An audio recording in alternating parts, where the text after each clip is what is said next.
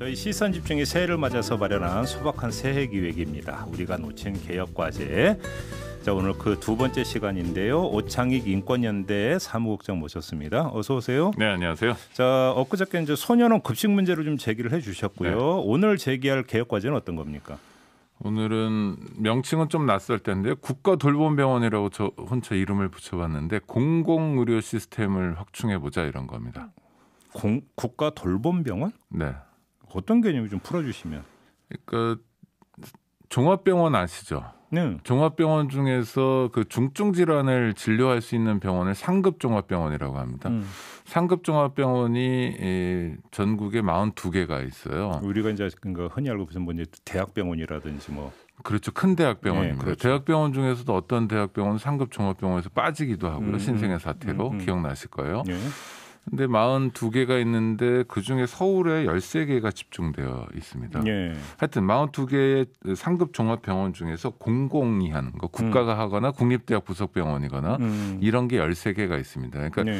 중증 질환을 책임지는 큰 병원의 3분의 1 이상이 국가가 직접 운영하는 병원인 거죠. 예를 들어 공공병원. 서울대병원 뭐 이런 네. 것도 거기 들어가고. 부산대병원, 뭐 충북대병원, 전북대병원. 그다음에 그런 네. 병원 말고 뭐 예를 들어서 경찰병원 뭐 국군병원은 포용하면 안 되는 거고. 상급병원이 되지는 않는데요. 네, 그거 말고 종합병원급에서는 굉장히 많습니다. 보훈병원이라고요. 아, 보훈병원이 국가보훈처가 운영하는 병원이 6개가 있고요. 네. 종합병원 수준만 해도 국군병원이 19개가 있습니다. 엄청나게 많습니다. 그다음에 경찰병원이 있고요. 경찰병원은 뭐 하나만 있는데요. 그리고 보건복지부가 직접 운영하는 병원들이 있습니다. 이를테면 국립암센터. 예. 그리고 대한민국은 명칭에 어울리지 않게 조금 인력이나 시설 장비가 부족합니다만 국립중앙의료원이 있습니다. 있죠. 예. 네, 일제로 육가에 이제 서울에 코로나 있죠. 19 때문에 이제 그 존재를 많이 알게 된. 그렇죠. 일이 네. 몰리는 거죠. 네. 네, 그런 게 보건복지부가 직접 하는 게 있고요. 고용노동부가 하는 병원이 있고요. 뭐 근로복지공단, 고용노동부가 하는 병원이 있고요. 그러니까 부처마다 다 병원이 네, 그러니까 네. 대학 부속병원은 교육부가 관장하는 거고요. 네. 그다음에 말씀드린 것처럼 국립의료원은 보건복지부가, 그다음에 근로복지공단 관련 병원들은 고용노동부가, 네.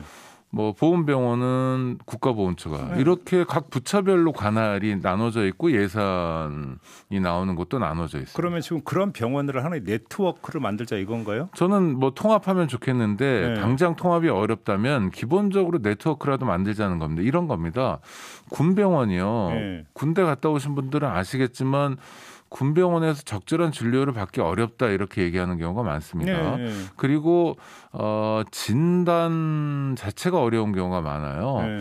예전에 이제 뇌숙막염으로 그 군인이 죽는 일도 있었는데 간단한 예방 주사만 맞으면 되는데도 왜 그러냐면 요새 의사 선생님들이 이제 장비를 통한 진단을 많이 하시거든요. MRI, CT. 근데 군병원에 그런 게 별로 없기 때문에 뭐 진단 자체가 어렵고요. 청진, 뭐 문진 이런 거 가지고 진단하기는 어려우니까.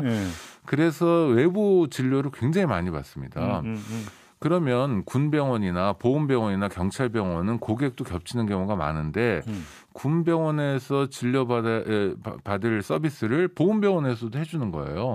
경찰병원에서도 해주고 네. 낮은 수준의 업무 협약만 있더라도 가능하다는 거죠. 그래요. 그러면 굳이 뭐 멀리 찾아갈 필요가 없이 내 집에서 가까운, 만약에 이게 네트워크가 형성이 된다면 네네. 내 집에서 가까운 병원 가서 진료받고 뭐 처방전 받고 이럴 수 있는 거 아니냐? 네, 그러니까 지방정부도 병원을 하잖아요. 서울특별시 같은 게 서울의료원을 합니다. 굉장히 큰 규모로 해요. 네네. 국가유공자인 보훈병원에 가서 투약 정도를 받아야 되는 환자가 있다면 집에서 만약 서울의료원이 가까우면 그곳에 가서 받을 수 있다는 거죠.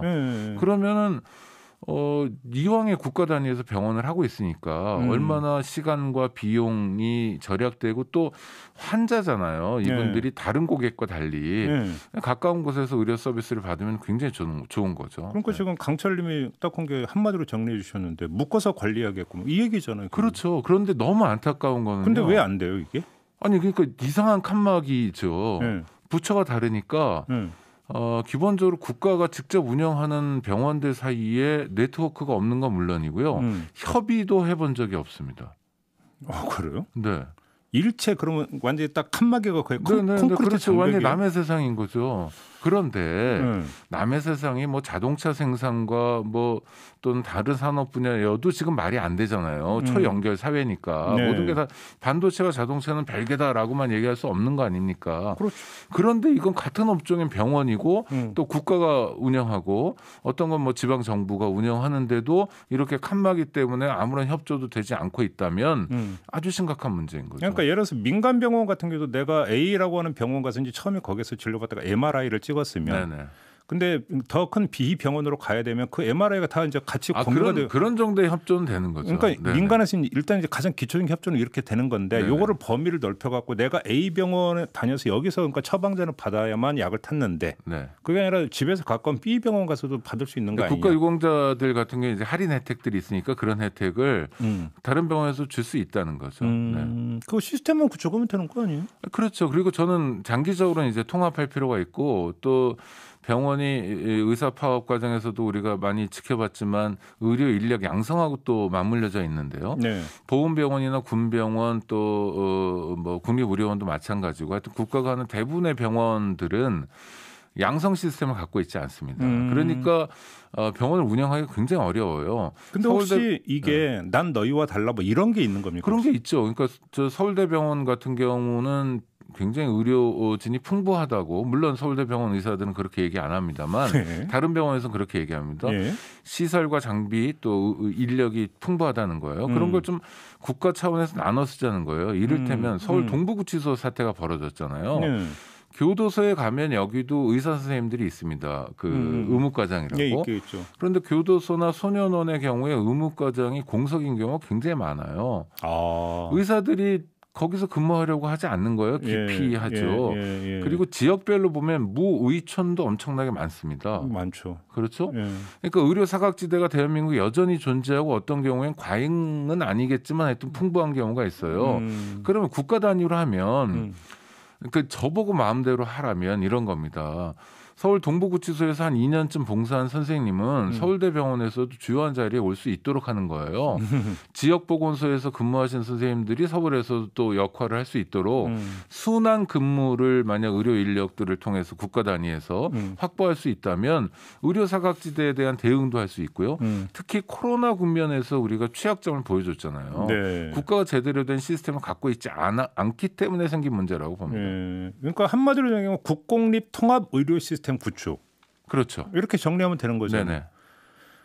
근데 지금 이제 그 우리 오창익 국장께서 이 문제를 이제 꽤 오랜 기간 동안 제기했던 걸로 제가 알고 있는데 총리실에서도 반응이 있었었다면서요. 작년 연초 요맘때 칼럼을 쓰니까 그래서 국무총리실에서 보건복지부 담당자, 뭐 경찰청 담당자 이렇게 모여서 회의를 한두 번 했다고 들었어요. 근데 왜 안 됐어요? 한두 번만 하고 말았답니다. 예.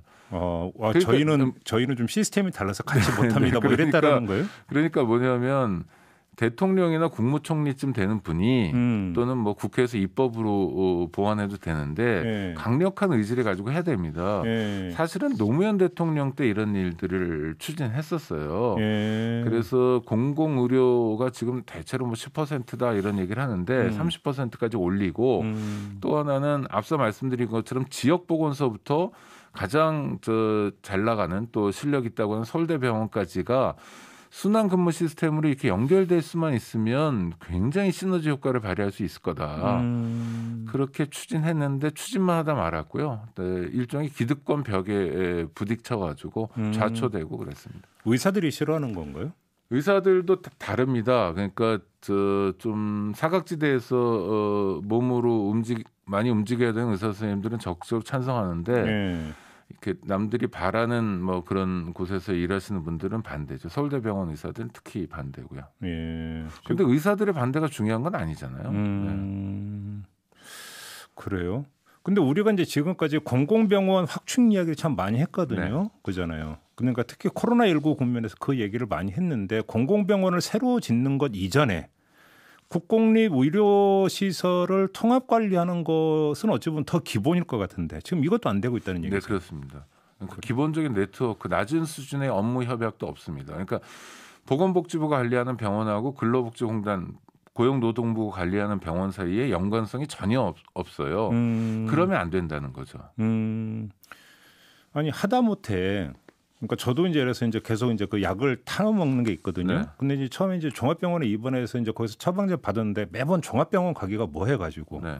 이제 종합병원에서 탔던 처방전 가지고 이제 동네 병원 가가지고 요거 좀 처방전 혹시 발급해 줄 수 있나요? 이제 거기서 한단 말이에요. 이제 계속 네네. 타야 되기 때문에. 네. 어렵게 생각할 거 없잖아요. 이런 개념을 그러니까 하나로 어떤 통합 개념으로도 다 이해할 수 있는 거잖아요, 사실은. 그렇죠. 그러니까 저는 소위 민간 사형 병원의 경우에는 정부가 그걸 관철하거나 네, 물론 그렇죠. 요구하기가 어려운 측면이 있어요. 뭐 삼성이나 현대 같은 재벌 대기업이 국민을 위해 봉사하는 측면도 있지만 뭐 수익도 내야 되니까. 네. 그러니까 그거는 뭐 나중에 한참 뒤에 과제나 또는 뭐 이렇게 선도한다거나 하면 되는데 네. 국가가 직접 운영하는 건 얼마든지 가능하다는 거죠. 특히 지금 아까 맨 앞에 상급 종합병원 말씀드렸잖아요. 예, 상급 종합병원의 3분의 1이 이 국공립병원인데 네. 서울에는 하나밖에 없어요. 서울대병원. 나머지 12개는 전부 지역에 있는 겁니다. 그러니까 지역 의료를 누가 맡고 있냐. 국가가 담당하고 커버하고 있다는 거예요. 지금 이게 현실인 겁니다. 왜냐하면 돈벌이는 서울에서 되는 거잖아요. 그래서 부산이나 대구, 광주에 계신 분들이 서울로 의료 뭐 진료를 위해서 올라오는 경우도 굉장히 많지 않습니까? 있죠. 그나마 지역에서 막아주고 있는 게 국가이기 때문에 그거를 지역과 부문으로 골고루 자원을 나누면 상당히 시너지 효과를 낼 수 있고 코로나19 같은 사태에도 적극적으로 대응할 수 있다는 겁니다. 국회 쪽은 혹시 얘기 나눠보셨어요? 근데 관심들은 있는데요. 네. 네, 역시 좀 지난번 의사 파업 같은 거 한번 겪으시니까 좀 두려움도 있으시고요. 고양이 목에 방울 달기로 네, 이해를 그럼요. 합니까? 네, 그다음에 좌표 찍기도 두렵고요. 그런데 누군가는 해야 될 겁니다. 이 시스템을 그대로 우리가 돈이 없거나 인력이 없거나 뭐 장비가 없어서 못하면 모르지만 국가가 가난해서 그럼 못하지만 상당한 돈을 쓰면서도 제대로 효과적으로 못한다면 점검해야 되고요. 이게 챙겨야 됩니다. 통합 시스템이 되면 국가 예산 투입 부분에 있어서도 효율성을 훨씬 더 기할 수 있는 네, 거죠. 굉장히 줄일 수 있습니다. 그리고 저는 뭐냐면 민영 병원을 선도할 수 있는 병원이 되는 거예요. 선도한다는 게 어떤 의미예요? 그러니까 대한민국이 전 세계에서 가장 병원에 많이 가는 나라거든요. 뭐 북유럽에 비하면 6배, 7배씩 많이 가는데 그중에 하나는 의료 불신도 있는 겁니다. 못 믿겠다는 거예요. 빅5 아니면. 그렇죠. 그래서 지역에서 서울로의 쏠림도 있어요. 그런데 국가 돌봄병원 시스템이 구축되면 어디서나 지역에서도 믿을 수 있는 병원에 갈 수 있고 신뢰도도 올라가기 때문에 불필요한 낭비나 환자들의 무의미한 고통도 줄일 수 있는 거죠. 지금 이제 많은 우리 애청자 여러분들이 달아주고 있는 댓글은 의사들의 반응. 이제 매우 궁금해하고 우려하고 있는 이런 댓글들이 지금 달리고 그러나 있습니다. 갈 길은 가야 된다는 겁니다. 그렇죠. 결국은 두 가지네요. 하나는 어떤 부차 간의 칸막이, 그다음에 어떤 의사들의 어떤 반응. 이 두 가지가 결국은 장벽이다. 이렇게 두 분 정리할 수 있겠네요. 그럼에도 불구하고 효율성 측면이나 그러니까 질 좋은 의료 서비스의 확충이라고 하는 측면에서는 충분히 검토해 볼 만한 어떤 그런 의제다. 네, 이건 좀 확인해 볼 수 있을 것 같습니다. 알겠습니다. 자, 이렇게 마무리하죠. 오창익 인권연대 사무국장과 함께했습니다. 고맙습니다. 네, 고맙습니다.